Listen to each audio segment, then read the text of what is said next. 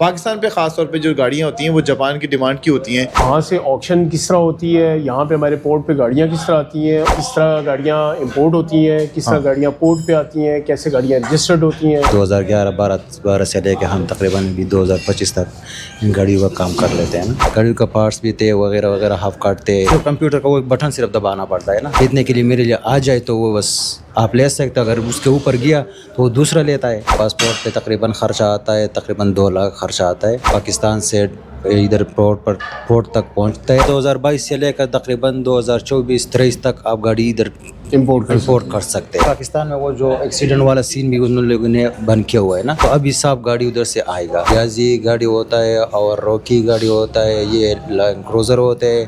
آج کل لوگ زیادہ تر یہ پسند کرتے ہیں. ڈیزل ہوتے ہیں, فار ایگزامپل یہ ریاض گاڑی ہو گیا, ان گاڑی میں آج کل منافع بہت زیادہ ہے نا. جب وہ اس پہ تھوڑا سا خراج بھی آ جائے نا تو وہ چینج کر لیتے.